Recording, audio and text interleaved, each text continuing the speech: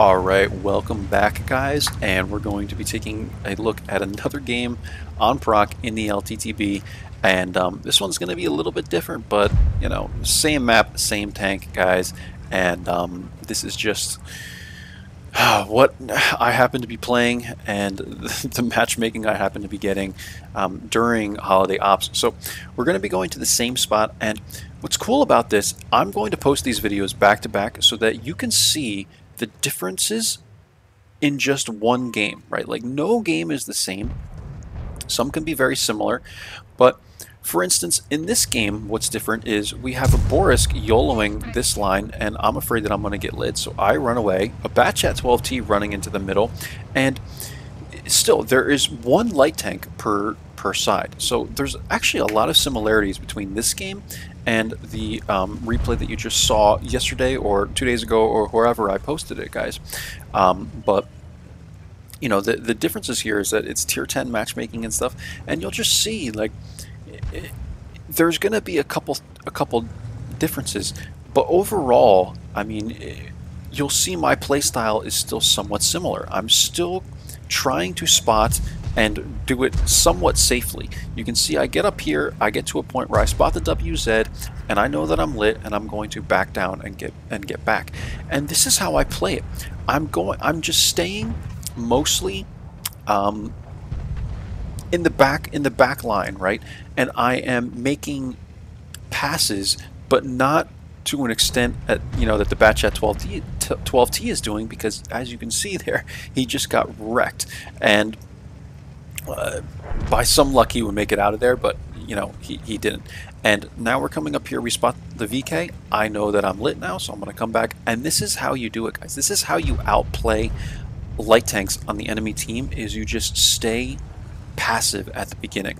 And you know, that's really that hasn't changed, you know, between this video and the previous one and any of the other videos I've ever done.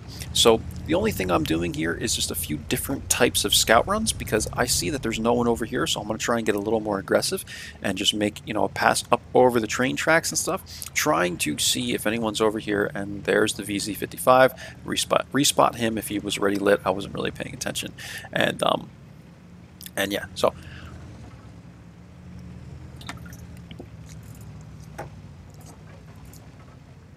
so guys, as you can see, FV215B is saying here, we cleared out the scout. LTTB, you are clear to run the 2 lane. So what they want me to do is run all the way down the middle of the map with an FV215B here, and whatever else might be lurking back here, just run right down the line, man. You'll be fine. This is what I mean about people wanting you to play a light tank the way they think a light tank should be played. VK is right here. He comes out of nowhere. I don't want to, you know, mess around with this guy yet. He's a 2-shot to me, maybe, but actually probably a 3-shot to me. And I do not want to get wrecked by this guy, even though I could probably beat him one-on-one.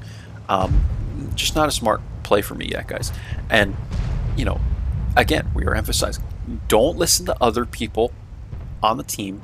You play your own game, you be patient, you wait, you burn time off the clock, and you do what you need to do to stay alive. I swear, if Steel Guts or even Lemming Rush, if he comes back, Skill for LTU, if they ever tell you anything different, they're being sarcastic, guys. Just play your own game. Play your own game all the time, and that's it. You don't have to, you know, feed the TDs if you don't want to, and you will over time, but you don't have to do it all in one shot, so please don't. I'm going to now come up and go after the VK. I decided to do that. Luckily, I high roll fairly, you know, fairly big high roll, 205. I think it's 170. And someone else gets a shot into him, so I don't even take any damage there. And now I'm going to run around, guys, get unlit. I don't want Artie to hit me. And here is how I'm going to do this. All right, this is what I want to note here. This is how I always try to do this, so that I don't get whacked by TDs when I'm spotting this line. The only thing I did wrong here was I didn't realize that the VZ55 was still over here, and I just wasn't paying attention to that, but it was 7-1, so I'm like, I'm going to get aggressive, and now I'm going to do this. And it was still kind of early to make this play, guys. So here I am almost, you know, telling you to be passive while I am, you know, making a very aggressive play, but you're going to see how I'm going to do it. I come up over this way, I get hit by the VZ55, but here's how I play this. All the TDs are sitting in here. If you come this way and you get by this ridge line, you can stay usually safe here. If you get unlit and people don't move over, because some TDs will sit like over here, but most of them are going to be all in here. And watch this poke. This is the most satisfying poke I've ever made, guys. Watch me come up here. I'm making sure the VZ55 isn't going to spot me. There's solid bushes there. I come up, 430U, G-SOAR, T110E4. It's like Christmas morning, guys. That's the feeling I got from this. You know, it's just 1,200 spotting damage, 900. Like, these people are just going to get absolutely annihilated. And that is how you can do this, guys. You have to try and find a way to not YOLO right down the middle line. Just find a way around it, and that's where these ridge lines come into play. Because see how you have these fields here? I guess this is supposed to be like farmland. There's a ridge line in between each one, and if you're down here, you're not going to get hit by anything over here. You know, it seems obvious, but maybe some of you don't kind of see how these ridge lines work. It keeps you safe from everything up to like here. If there's people like out here, they'll probably be able to shoot you, but just look how this works, guys, and how easy it was for me to do. I took one shot in doing it, but we're able to clean up this guy, the 430U, and we're at 6,294 spotting. We're only at 491 damage, but this is a spotting map. You guys know that. It's a light tank map, and we're not worried about damage. And 12-1, and then I end up saying something in the chat like, your guys' turn to spot, you know. And I come up, I get a shot in the arty, and now I'm going to have fun with some damage, right? I'm going to make these guys spot. Your turn to spot! Exclamation point. And you know, now we can get a little bit of damage going here. So get another shot there into the arty. I'm waiting for the ISU 130 to be spotted. There he is. I get my turret, my turret turned over there, and by the time I'm about ready to take a shot, he is just melted off the map, right? And that's what happens on Prok. 872 damage, 6,294 assists visible, guys. Let's take a look at the end plates. So here we go.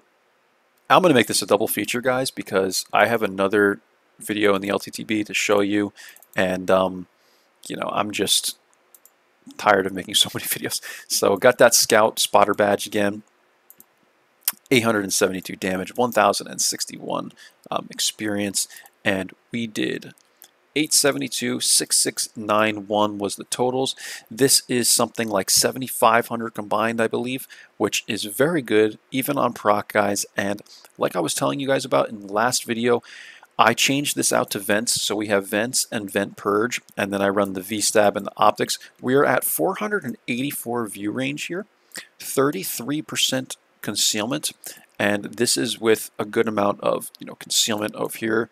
We have 1, 2, 3. Actually, this is full concealment. This is with full concealment, guys. So note that, you know, that's with full concealment, but still 33%. I think we got an extra like 0.5% from the vents and vent purge. So 0.31 dispersion. So sometimes, guys, vents is actually very doable on a light tank, depending on how your setup is. But for me, vents with vent purge works very well on the LTTB the way I have it set up. I have enough view range and then the V-stab, and it just makes the tank so accurate and fun to play. That's it for this video, guys, or this replay. Let's go ahead and get into the next one. And to be honest with you, I was only going to make this a one replay video, but you know, we're just going to go ahead and do the second one, and so this way I can do my last video and move on with my day, play some tanks, and you know, eat some food, because I've been recording for over an hour now, maybe an hour and a half or something, setting up OBS Studio and etc., guys. So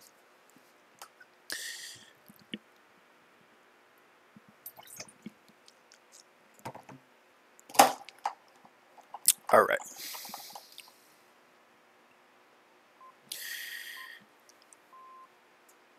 So we are on Minsk. I do kind of remember this game. It was a good week ago. So yeah, because we were still using Rammer here. So this was before the game we just played on Prok. The replay I just showed you from there.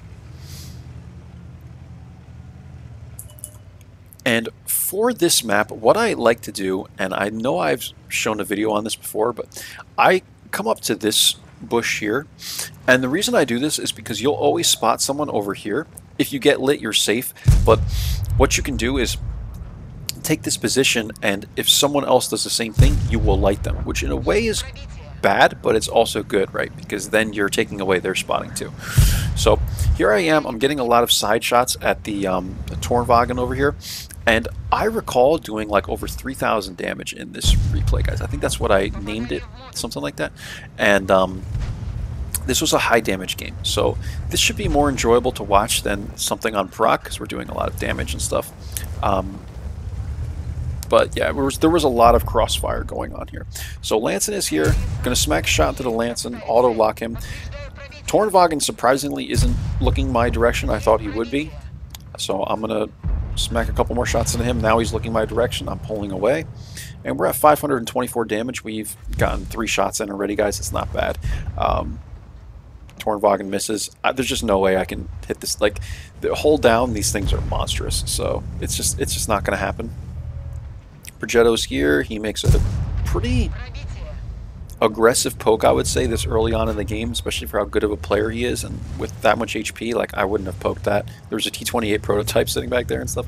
But luckily, I'm able to get a shot into his turret there. It was very close to the gun, so I'm not exactly sure how that one penned or where it penned, but it worked, and it penned. So that's all that matters. And yeah, you can see what I mean about spotting someone here now. The Progetto and I are basically perma-lighting each other. And I can't do much, but neither can he. So now it gives the CS an advantage to take a position or something, and it also gives Artie a shot. That was an amazing shot. I hit F5 for affirmative. I was like, wow, that was incredible because you know, it basically went through the wall there. So trying for another shot at the Tornwagen. I get lit there. I guess it was the even 90, right, that lit me. Because I saw him looking in my direction, and I'm like, oh, that's not good. And even 90 pokes up here, and this is not a very smart play for him. Very aggressive, too early on. But sometimes you can get away with this in the even 90, I will say. So much concealment, and just sometimes you can get away with these plays, guys, but it's just not working for him because I keep lighting him, or the G-Sor is lighting him, or what have you, and you know, I'm whacking him, someone else hit him too, and he's just in a world of shit now, guys. He knows he made a mistake, and now he's trying to you know, find a way out of it, and there's just, you know, it's not going to be easy for him. So I'm going to pull into this bush, and this is another cool, you know, way of spotting people. Get a shot into the 50 TP there, is you can pull into this bush and actually get like some spotting through here. Usually it's going this way, but you know, you can pull into this bush, and then if you want to get more aggressive, you come up right here, and you could spot through here. You can spot this hill through this bush here. So if you ever want to play it safe and do it that way, you can do it that way, guys. Just like how the T-28's coming up here, and you know, this seems like a small hole in the wall, but it'll give you vision, you know, pretty much everywhere out in the field there. So this is just, these things don't happen often, guys. These tanks were being very stupid here with all the pokes they were making on this far side of the map. And we were just having a field day. I mean, it's not like this took any skill. All I'm doing is just smacking shots into side plates, basically. But some people try and get aggressive on that ridgeline, and I don't think it's a very smart idea because you're always going to have crossfire. Even the way the old map worked, people would still poke up like this and try and shoot you here. Some people really like to do it. They think they're in a hold-down effective position. You are to these guys, but not to me. So let's just see what else happens here.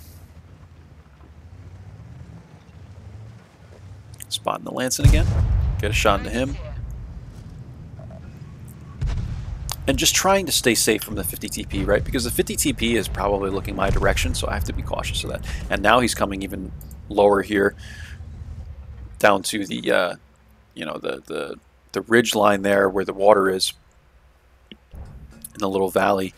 And probably not the smartest play on his part if the G-Sor is going to be back here and stuff, but I wouldn't say it's the worst play. And there you go. Get a shot to him. And he's a one shot already, so I'll stand by my word in saying that it's not the greatest of plays for him. We are down pretty heavy by HP, guys, and stuff. But, you know, my game is looking pretty good. Going to clean up the Lancin. And we're just trying to, like I always tell you guys, a little bit at a time. We're not making any aggressive passes or anything like that. There's plenty of crossfire opportunities still from this position, but what I'm going to go ahead and do is, I see the SU-101 is up here, right? So I can make a play now to try and get a little closer to these guys and spot over here. If the SU-101 is here, it tells me that there's probably no one in this entire area, so that's why I can kind of use this to my you know, advantage and be able to win more of the map. Because what a lot of people don't understand is that winning just map in general is important. When you have more map to work with, even if you have less tanks and less HP, sometimes you can pull off victories. I don't believe this was a victory, guys. I don't think it was. I can't really recall. But in any case, I mean, the more map you have to work with, the better off you're going to be. I was looking for a shot here. I did get it into the MIVY. I don't even know what that tank is. It's another new one for me. But yeah, the more map you have to work with, guys, the better off you're going to be. And now that the SU died, we lost a bunch of map again. There's only 3 of us. And I'm pretty sure I can say that this is a loss now, guys. But in any case, you know, we're going to do as much damage as we possibly can. Trying to get a shot into the Caliban there.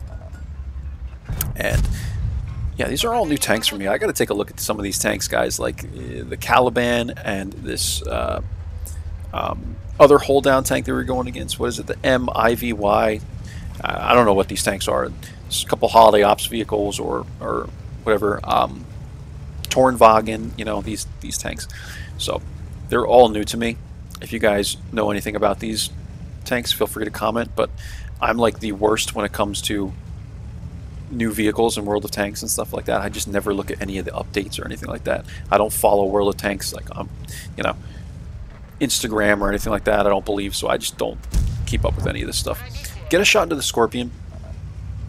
We are at 2489 damage, and at this point I'm just going to farm damage. There's nothing else I can do, guys. You know, this game is over. We can't win against 10 tanks, so it's just not going to happen. I'm going to let the Scorpion ram me because I know that even though I'm in a light tank, I know the Scorpion is not very heavy. So, and somehow I'm able to beat this guy to the punch, I believe. Do I like ram him here or something like that?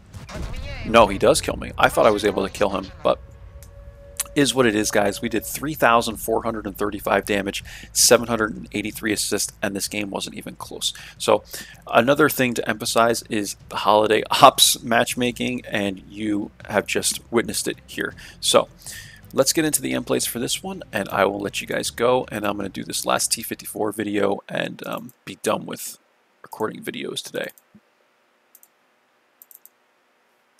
Alright, so here we are, and we did 3,435 damage, guys. We're top. We had 4 people that did 0 damage here. And yeah, this team just wasn't very good. There were a couple of decent players, but when 4 people have 0 damage on your team at this tier, like this is just not good, right? This is just not good, guys. So this was a third-class game. Obviously, it was a loss. And here's the numbers. We're going to get into the detailed report, guys. I did get 3 boxes for this. Enable your allies to cause 10,000 HP of damage in total. So these missions are really fun to do, right, guys? We lost 60K for this battle. Wow. And yeah, 3435 guys, 783 assists. We're looking at like 4,200 combined, and a loss by a long shot. So hopefully you guys are getting some better matchmaking than me, but that's it. Again, I hope you guys are enjoying Holiday Ops. Do all your missions and collect all your shards and get all the good stuff, guys. I'll catch you for the next one. Take care of yourselves. Bye bye.